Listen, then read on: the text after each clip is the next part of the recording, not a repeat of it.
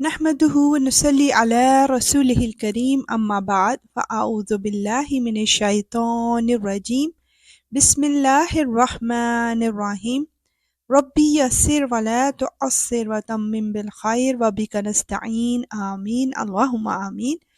السلام علیکم ورحمۃ اللہ وبرکاتہ۔ اللہ سبحانہ وتعالی ہم سب کو دین، دنیا اور آخرت کی بے شمار بھلائیاں عطا فرمائے، آمین۔ تو آئیے اللہ سبحانہ وتعالی سے بات چیت کا سلسلہ سٹارٹ کرتے ہیں۔ شروع اللہ کے نام سے جو بڑا مہربان نہایت رحم والا ہے۔ سورہ نساء کی آیت 24 میں شادی شدہ عورت سے نکاح کرنے سے منع فرما دیا گیا ہے۔ نیز وہ عورتیں جو تم پر حرام ہیں جو دوسرے شوہروں کے نکاح میں ہوں، البتہ جو کنیزیں تمہاری ملکیت میں آ جائیں وہ مستثنیٰ ہیں۔ اللہ نے یہ احکام تم پر فرض کر دیے ہیں۔ ان عورتوں کو چھوڑ کر تمام عورتوں کے بارے میں یہ حلال کر دیا گیا ہے کہ تم اپنا مال بطور مہر خرچ کر کے انہیں اپنے نکاح میں لانا چاہو، بشرطے کہ تم ان سے باقاعدہ نکاح کا رشتہ قائم کر کے عفت حاصل کرو۔ صرف شہوت نکالنا مقصود نہ ہو، چنانچہ جن عورتوں سے نکاح کر کے تم نے لطف اٹھایا ہو ان کو ان کا وہ مہر ادا کرو جو مقرر کیا گیا ہو۔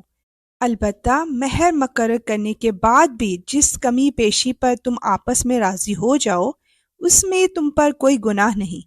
یقین رکھو کہ اللہ ہر بات کا علم بھی رکھتا ہے، حکمت کا بھی مالک ہے۔ بے شک یا رب العالمین۔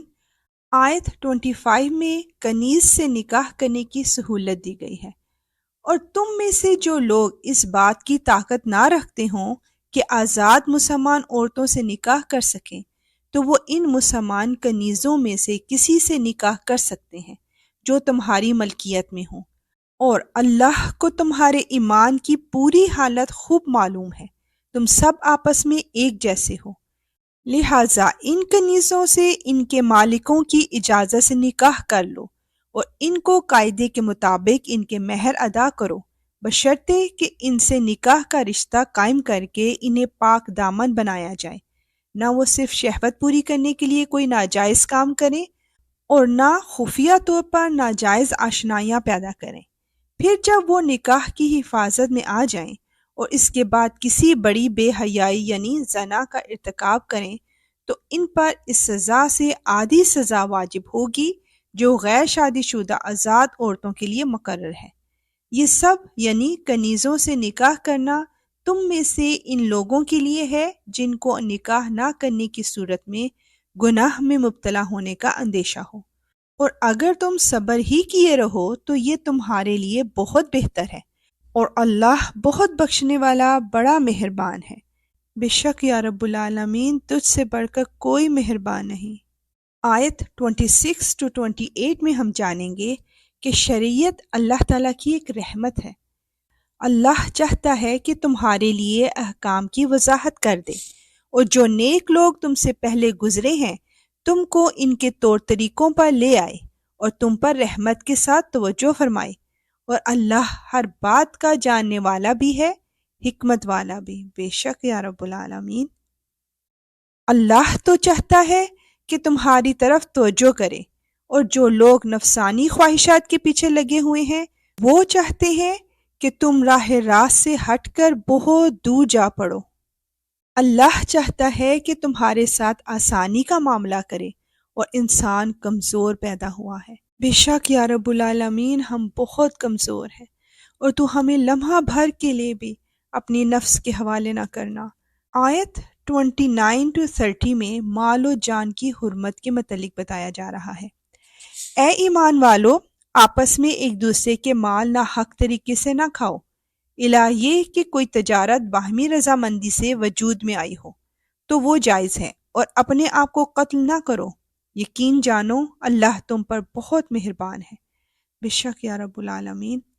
اور جو شخص زیادتی اور ظلم کے طور پر ایسا کرے گا تو ہم اس کو آگ میں داخل کریں گے، اور یہ بات اللہ کے لیے بالکل آسان ہے۔ اللہم اجنی من النار۔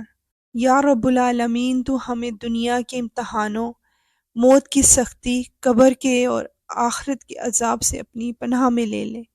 یا اللہ ہم تیرے بہت کمزور بندے ہیں۔ یا غفور الرحیم تو ہمیں، ہمارے ماں باپ اور ہمارے تمام پیاروں کو اپنی رحمت کے صدقے بغیر حساب کے بخش دینا۔